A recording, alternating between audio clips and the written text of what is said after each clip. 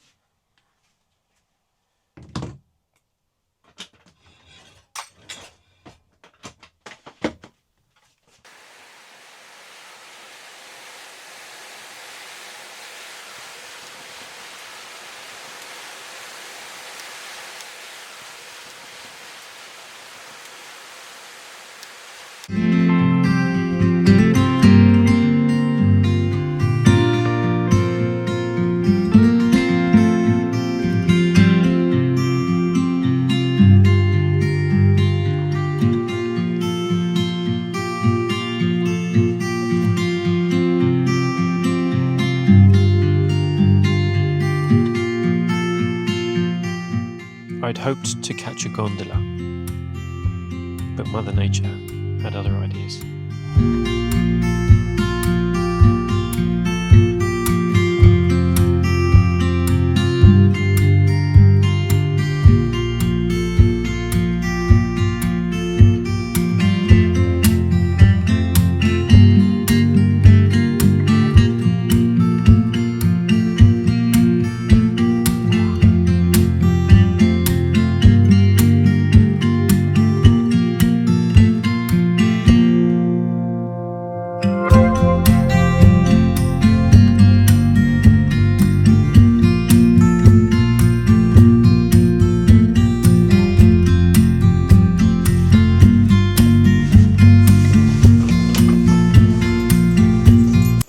Disappointing. Ben Nevis is somewhere up there behind all of that cloud. Gondolas are not working today because of the high winds, so I'd hoped to get a gondola ride up to the mount. I think it goes halfway up Ben Nevis. It's for the ski slopes really during the winter, but not today. The rain is still coming down, so time to move on.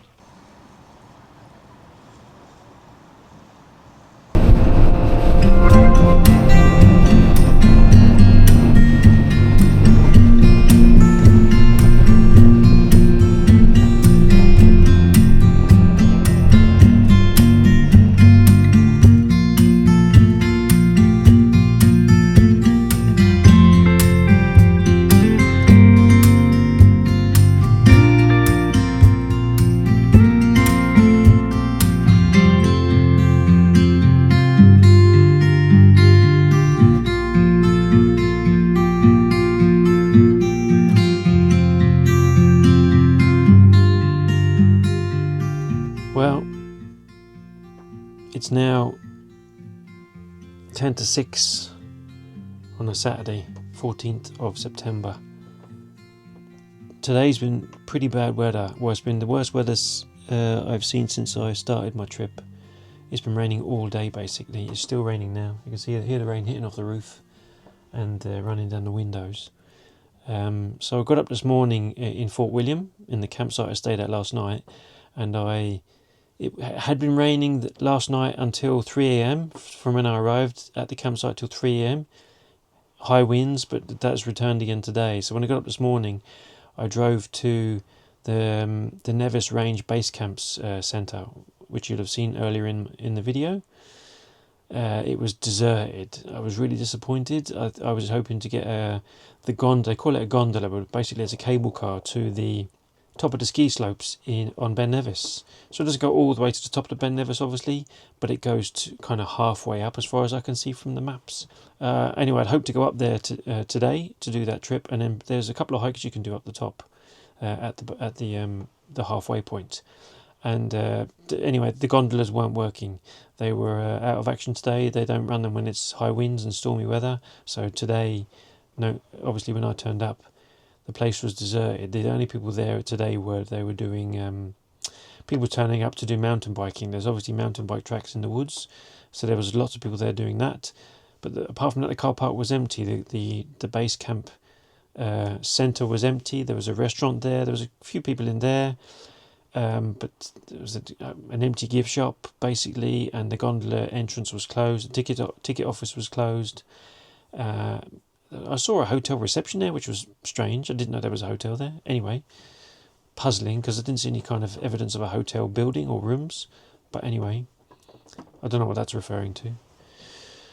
So I stayed there this morning for an hour, 2.5 hours, hoping the weather would improve, but it didn't. And I went to try and look at doing a hike on one of the trails, but they all seem to be for mountain bikes. So every time I went to go looking for one of the trails or entering one of the trails, a load of mountain bikes came flying out at very high speed. So I obviously didn't want to go walking along those trails and then to cause an accident with the mountain bikes.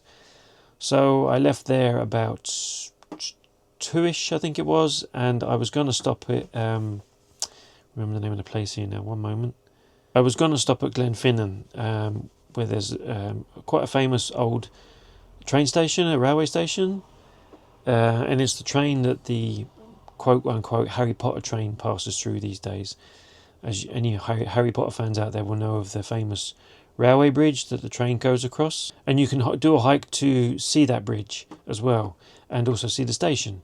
And there is a cafe there which is inside. It's basically a converted old railway carriage, a very old railway carriage. But the car park was closed. It was full. All of the parking around that area was full. The lay-bys.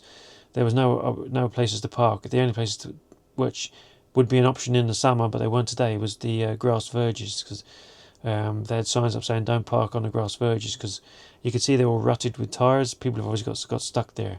Apparently there's been 23 days of rain over the past 3 weeks in Scotland, so the ground is sodden, soaking wet. And more again today, so I just kept growing. I've driven on to Mallaig, where I just drove into Mallaig just to see what it was like, hoping to get parking for the night in there, but that's not been possible. So I went to get some food in Mallaig. I got some fish and chips basically and a can of Coke, ate that, and then I drove out of Mallaig 7 minutes to a park up which I'm at now, which is a small car park with a toilet block, which is actually open 24/7 apparently.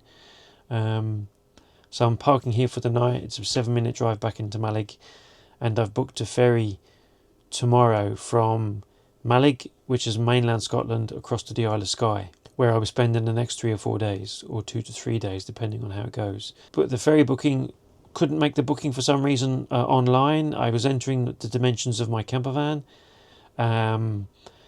So I had to ring them up. And just a tip, in case you're wondering why you can't make the booking on the ferry as well, online, if your camper van is a similar size to mine. So my van is a Peugeot Boxer, and it's known as an L4 H2, so it's the longest van that the Peugeot Boxer comes in, which is 6.3 meters long. I think it's 6363, so 6.363 meters long, and the height is 2.6 meters to the roof. So with my solar panels on the roof and my rack, my van is about 2.7 meters. So when I put in the height, it wouldn't accept it. So I had to ring them up, and I spoke to a nice lady on the phone. And she said my camper van falls into the motorhome category because of the height and the size of it. So anyway, she was really nice. She took the booking over the phone. I gave her my card details.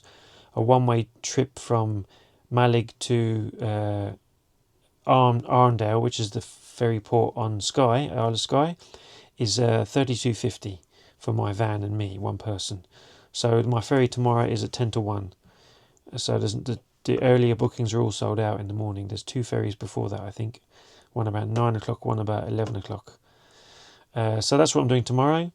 So tonight now, I'm just going to, as I said, I haven't filmed much today. I'm just going to settle down. I've had food. I'm going to get the laptop out, download my footage, download some photographs, and then start doing some editing. Hey Siri. Uh-huh. What time is the Formula One Grand Prix on today? The Azerbaijan Grand Prix is scheduled for today at noon. I'm going to miss that. I'll be on the ferry. That's a bummer. Time to hit the road. The perfect summer is over in a flash and you're on your way. Somebody near is hoping for tonight. It's not too late. My mind says yes. You've been here for quite some time, but my heart tells me you should stay a little while. Are we at the end or are we at the start? 129 beats per minute from my heart. Anywhere we go is where I long to roam. Night or day, I'm taking you all the way. 'Cause my heart screams, let me carry you home.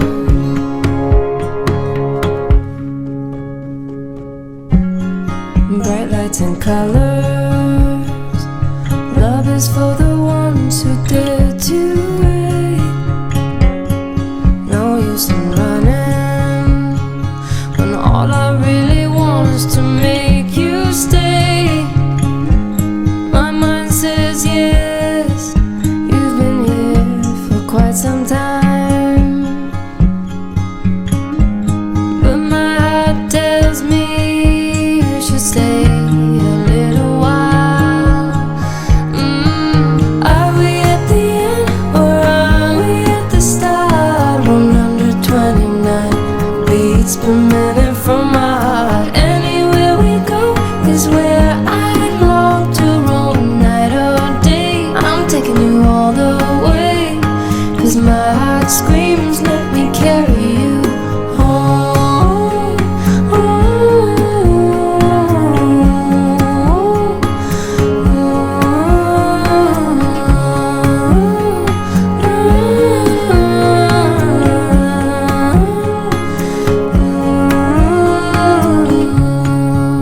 We are dreams, we are candles, we are lights, we are believers, we are safe with each other, with each other.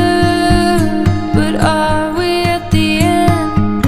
Are we at the end or are we at the start? 129 beats per minute from my heart.